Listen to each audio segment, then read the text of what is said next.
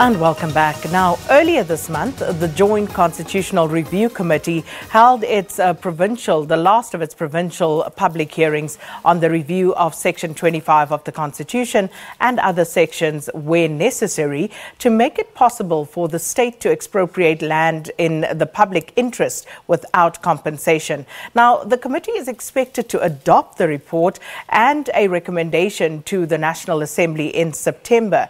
And to give us a further update on the work that is being done by the committee, we join now in studio by Vincent Smith, who is the co-chairperson of the Joint Constitutional Review Committee. Thank you so much for coming through this morning. Good morning. Thank you very much for having me. So, I must say, we had quite a bit of fun watching, those hearings were very exciting as you went around the country. But what was your view? What was your perception on them? I think three things stick out for me. The first one is that I think we underestimated the interest shown by South Africans. We were oversubscribed in each and every event that we went to, more people than we anticipated. I also think that the tolerance level of South Africans in terms of allowing for a view that they don't necessarily agree with was exceptional. People were prepared to listen to different views. And then, of course, I think the arguments were well thought out. So I think South Africans did apply their minds, and we'll have to take it from there when we go forward with our recommendations to Parliament. And, speaking to people and just watching as it went along, would it be fair to say that it was literally a case of leaving the best for last? Because the Cape Town and the Western Cape ones were really, really volatile, as it were. They were. I think certainly in the ones that I presided over, the one in Gudud was probably the most robust of all of them. Also probably the most in terms of numbers. So the Western Cape came out in their numbers, and that is par for the course, I think. But of course, there's still quite a bit of work to be done before this process is concluded. So can you just take us through, where you are at the moment and what still needs to be done? Yeah, we are busy processing or analyzing the written submissions. My last update was that we had gone through about 149,000 of them. We will then present that to the committee on Wednesday and begin a process of identifying who would come and give oral representation. So far, there's probably about 30 people who have said that they would want to give representation. We'll have to decide if we call all 30, and that will happen in the first week of September. And then from the second, third week of September, the committee will go into session and prepare our report. I anticipate that our report should be finalized around about the 20th. Although the deadline is the 28th, I think we would need to give ourselves a few days' grace. So I would imagine around about the 20th, 25th, we should adopt a report to submit to Parliament by the 28th.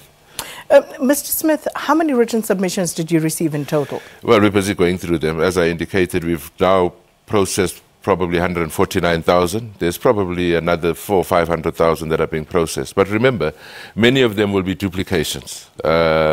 Not all of them are original arguments, and that's what is being processed as we speak. So by Wednesday next week, we'll have a clearer idea of how many of them are original and how many of them are just cut and paste, and we'll put that to the committee on Wednesday and take a decision from there. And when you say you're processing those, do give us a sense of what it is exactly that you do and what you will be doing with whatever it is that you actually find there. Well, we were trying to get a sense of the themes. Now, in all of them, you find that the themes that you got in the public hearings are re-emerging. Things around custodianship, who owns it? Is it the state? Is it the individual? Is it the traditional leaders? Issues around corruption, issues around matters that relate to food security. People are even talking about it's just pure electioneering. So those are the kind of themes that are coming out of the arguments that are being processed now. So we will get a report that says so many people are arguing that this is not necessary and for these reasons. So many people think that there should be changes and these are the reasons. And the committee will then have to take a decision who to call in the first instance, and then secondly, how do we take our recommendation forward from what people have given us, both in written and in the provincial roadshows that we undertook.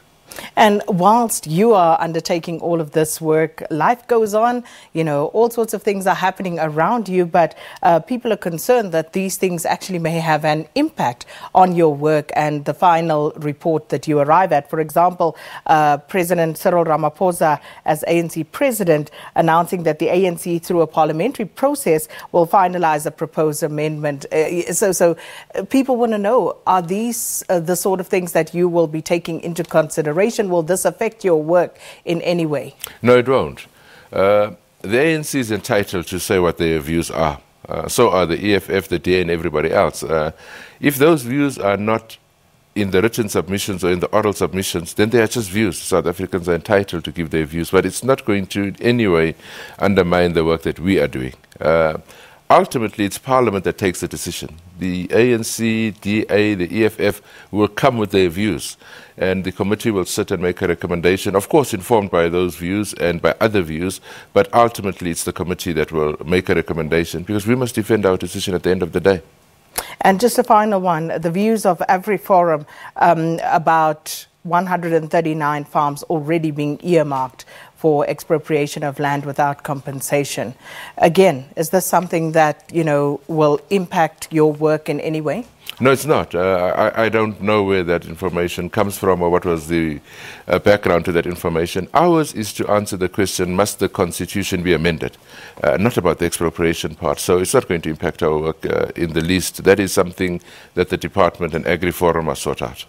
Well, thank you so much, Vincent Smith, for stopping by and informing us about what the process will entail further as the Constitutional Review Committee continues its work. And with that, we're going to go to a break, and when we come back at Sport with Valen.